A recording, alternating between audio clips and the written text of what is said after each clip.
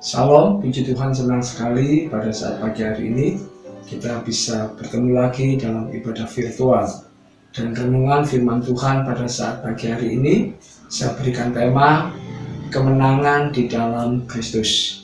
Kalau kita sama-sama membaca di dalam surat Roma pasal 8 ayat yang ke-37, firman Tuhan katakan di sana, tetapi dalam semuanya itu kita lebih daripada orang-orang yang menang oleh Dia yang telah mengasihi kita. Saudara yang dikasihi Tuhan, apabila kita mendengar kata kemenangan, pasti kita semua setuju bahwa itu adalah sesuatu yang didambakan oleh setiap manusia. Kemenangan bisa menimbulkan rasa senang, puas, bahkan rasa bangga atas pencapaian yang diraihnya. Kemenangan itu selalu identik dengan mendapatkan pujian dan tepuk tangan. Sebaliknya, kekalahan bisa menimbulkan rasa kecewa, malu, terhina, dan kemudian sakit hati. Dan pasti tidak seorang pun mau disebut sebagai orang-orang yang kalah. Sebaliknya semua orang ingin menjadi pemenang. Namun, banyak orang yang menafsirkan kemenangan itu hanya sebatas sesuatu yang bersifat jasmani saja. Misalnya, sembuh dari sakit, mendapat untung di usahanya, mendapat kenaikan jabatan, wisuda, lulus, dan sebagainya. Itu nggak salah, karena Tuhan juga rindu memberkati umatnya di area-area tersebut.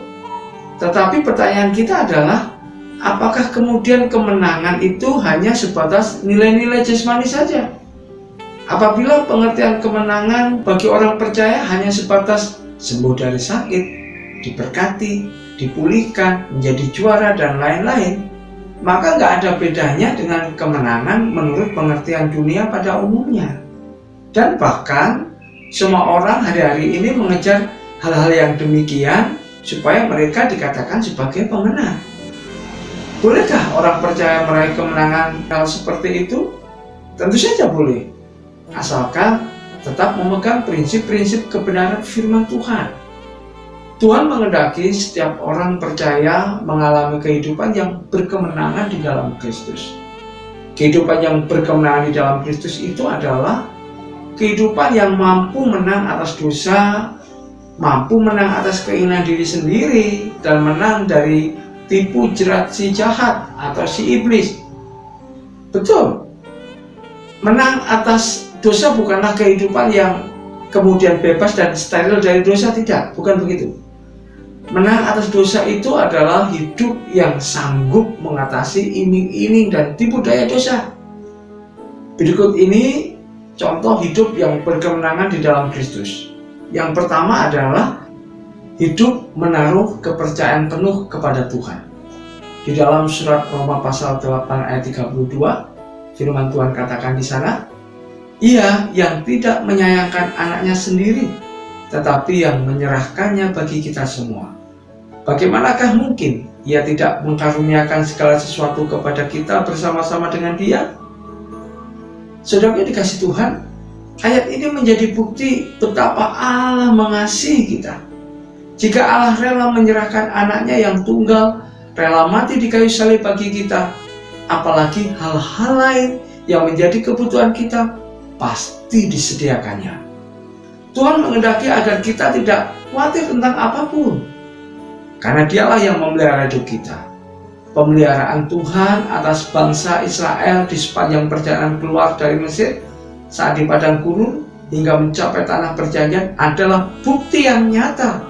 Ingatlah, Tuhan menyertai bangsa Israel karena kasih-Nya kepada umat-Nya, bukan karena perbuatannya. Yang dibutuhkan adalah percayakanlah segala sesuatu ke dalam tangan Tuhan yang memelihara hidup kita. Maka ketenangan pasti Allah berikan kepada kita. Biasanya rasa khawatir itu muncul akibat karena kita memaksakan Tuhan untuk melakukan sesuatu atas dasar kehendak kita. Jika kita menaruh percaya penuh kepada Allah, izinkanlah Allah yang berkarya atas kehendak-Nya di dalam kehidupan kita. Dan percayalah, Allah akan berbuat sesuatu yang terbaik di dalam hidup kita. Yang kedua, hidup melalui pilihan-pilihan yang benar. Di dalam Roma pasal 8 ayat 31, firman Tuhan katakan di sana, sebab itu apakah yang akan kita katakan tentang semuanya itu? Jika Allah di pihak kita, siapakah yang akan melawan kita?